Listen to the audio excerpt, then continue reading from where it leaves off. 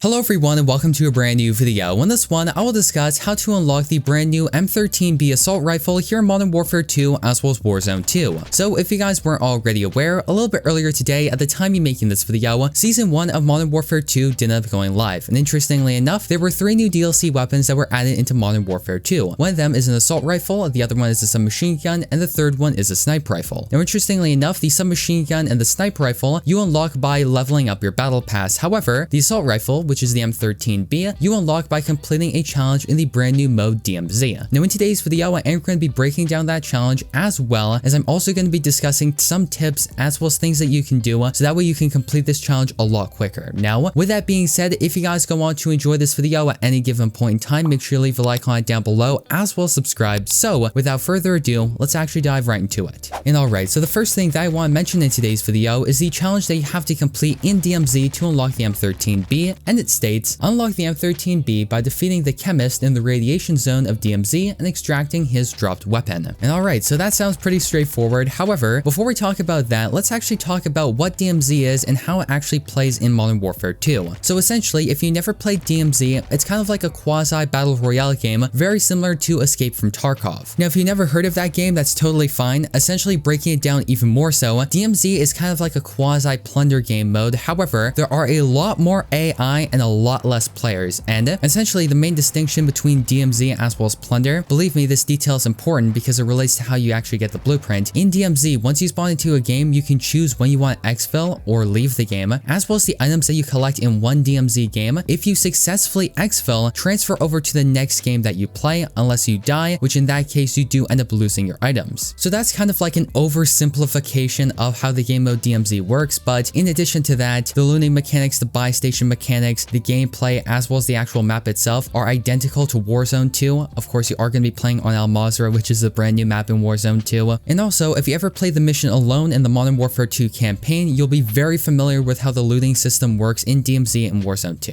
So just be sure to keep that in mind. And with that being said, let's actually go ahead and give kind of a synopsis as to what you need to do to actually get the blueprint, and then I am going to be talking about some strategies that you can implement to make it go by a lot quicker. So essentially, all you need to do is spawn into the game, locate the radiation zone, find and kill the Chemist, then pick up his M13 blueprint, and then go over to an extraction site and then successfully exfil, and then you are going to be unlocking the M13B. It's really just as simple as that. So now that we got that out of the way, let's talk a little bit about strategy. Now personally, if you are going to be playing with randoms, I would highly recommend that you play solo. All you have to do is in the bottom left hand corner of your screen, select no fill, so you are going to be playing solo, and then try to complete this on your own, because if you are going to be playing with randoms, they're likely going to be holding you back a little bit because they might not be entirely sure that, oh, you're trying to go to a radiation zone and trying to get a blueprint. They might be a little bit confused and they might not go along with it, which is going to hold you back significantly. So if you were going to be playing with randoms, I would advise that you play solo instead. However, if you know people and you know the people that you are going to be playing with, then I would highly recommend that you play in the squad because it is way easier. So essentially it goes playing with randoms at the bottom, playing solo, and then right at the top, play with people that you know. And alright, so now that we know the challenge as well as how DMZ works and also what you pretty much need to do, now let's actually talk a little bit about tips. So the first thing that I would advise that you do when you spawn into a game is find a gas mask. Now this is really important because you're going to have to go into a radiation zone, which the radiation zone randomly spawns around the map. Sometimes when you spawn into a game, it's going to be right next to you, and then other times it's on the literal other end of the map. It's pretty much RNG in that regard. However, when you actually go into that radiation zone without a gas mask, it's essentially going to be acting like the zone in Warzone 1. So you are going to be taking residual damage, and that's how come I would recommend that you find a gas mask so that way you can put it on and go into the radiation zone and you won't be taking damage, because believe me, trying to kill the Chemist and trying to kill his minions is already hard enough. You don't want to be taking more damage from the radiation itself, so you'll want to find a gas mask, and there are a couple ways that you can do this. The first way is just by simply looking around and trying to find one. Likely you are going to be finding one in like a crate found around the map or something of that sort. However, if you can't find a gas mask, all you have to do is go over to a buy station and you can purchase a gas mask for $2,000. Now with that in mind, I would also recommend that you find armor, because let me put it this way, when you go into the radiation zone and you try to kill the Chemist, you're pretty much in for the fight of your life, so you'll want to have some armor so that way you're going to be a little bit more protected, have a little bit more health going into the fight. And also in addition to that, you can also purchase armor at a buy station, so if you do end up looting for a little while and you don't find a gas mask or any armor, all you have to do is go over to a buy station where you can then purchase the armor and purchase purchase a gas mask, and also you can sell some valuable items that you find around the map. For example, watches, pictures, things of that nature. They all have a dollar value that when you go to a buy station, you can sell those items and then use that extra money to buy armor or a gas mask or things of that nature. So once you get that down, you also want to locate the radiation zone, and more importantly, you also want to find the closest exfil location, because believe me, once you kill the chemist and once you get the blueprint, you want to get right out of that game and you want exfil. So try to find the nearest exfil location. They are marked on the map, so you shouldn't really be having too much of an issue finding them. The only question is just finding the closest one to your location. And with that being said, one major piece of advice that I have when it comes to killing the chemist is to kill him with a vehicle, because the chemist, if you didn't already know, he is dressed head to toe in yellow. He looks like a Breaking Bad character pretty much, so you won't have really an issue identifying him. However, he is a very strong AI. He has a lot of hit points, and if you take him on one-on-one with any sort of weapon, it's going to be taking a little while to kill him. However, if you get a vehicle and you ram him, killing him is a lot easier. As you guys are going to be seeing in the actual gameplay itself, there's one time where I find the chemist, I run him over with my armored truck and I kill him, and then I just get out of the armored truck and then I go and find his blueprint, which he does drop once you kill him. And that actually ties into the next thing that I want to mention, and that's once you kill the chemist, make sure you locate his blueprint for the M13B. If you're looking for the weapon and you can't find it, it's not actually the base version of the M13, it's a blueprint that it has where it's all yellow, it has a longer barrel, it also has an ACOG sight as well as an underbarrel grenade launcher, and then as soon as you kill him, he does end up dropping that blueprint. And then once you pick up that blueprint, now we actually head on over to step 2, where you actually have to exfil. So once you find your exfil location, you're going to want to quickly leave the radiation zone, because once you get the blueprint, you just want to hightail out of there and get to your exfil location. And what's going to happen once you go over to an exfil location is you are going to be calling for an exfil, and a helicopter is going to be coming in and landing in the exfil location, and it might take about 30 seconds or so for this particular helicopter to come in. However, once the helicopter comes in, at the same time, heavily armored enemies are also going to come to the exfil location, and you have to kill them before you exfil. And this is one distinction that I want to mention, and that's if you are going to be playing solo, this is significantly harder because it's you versus every other AI. Meanwhile, if you are going to be playing with a squad, it is a little bit easier as you have more people. But with that being said, before you go into the exfil location, I would also recommend stocking up on armor as well as making sure you have enough ammunition going into the fight. So just be sure to keep that in mind. And then once the helicopter lands, you have 30 seconds to kill off the heavily armored enemies and then get into the actual helicopter itself, and they are going to be exfilling, and that's all you need to do to unlock the M13B. Now, I would like to mention something, because this is something that a lot of people were concerned about and unfortunately is the case, and that is only the person who exfils holding the M13B blueprint will actually unlock the M13B, which is extremely unfortunate. However, I would like to mention that once a person unlocks the M13B, the next time that they go into a DMZ game, they can spawn in right at the beginning with the M13B, and more specifically the chemist's blueprint. And then if you are going to be playing with a squad mate, the person who has the M13B can drop the blueprint, and then the other person who doesn't have the M13B can pick up the blueprint. And then once that's done, all you have to do is exfil right away, and assuming you exfil successfully, the person who doesn't have the M13B will unlock the M13B, which, believe me, is extremely useful because that means you don't have to go in and kill the chemist again and then exfil, which is really nice. And with that being said, guys, before I end off today's video, I would like to mention that if you are struggling with this particular challenge, do not worry. Believe me, this is a very frustrating and tedious challenge, and I've talked with many people going for it, and these are some of the best Warzone players that I know, and they are struggling to complete this challenge because it takes a while, it's pretty tedious, as well as it's very RNG dependent, because let's assume that everything goes your way, you get all the equipment that you need, you're ready to go. However, the radiation zone is on the opposite side of the map, which means you have to trek all the way across the map, go over to the radiation zone, but by the time you get there, another squad has already came in, killed the chemist, and stole the blueprint, and that can just happen, and there's nothing that you can do about it, which is very unfortunate. And hopefully Infinity Ward does end up changing the challenge that you have to complete to unlock the M13B, but as it stands right now, this is what you need to do. And I will say, word of the wise, give yourself some time, be patient, and hopefully luck is on your side. And yeah, guys, with that being said, that's going to effectively wrap up today's video discussing how to unlock the M13B assault rifle here in Modern Warfare 2. I hope you went on to enjoy it, and I hope you found this video useful. And if you did, don't forget to leave a like on it down below, as well as subscribe and turn on post notifications, so that way you guys will not miss any of the latest and greatest Call of Duty news, class subs, intel, and so much more. So thank you once again for for watching. I'm your host, Deeper Jungle, and as always, I hope to see you in the next one.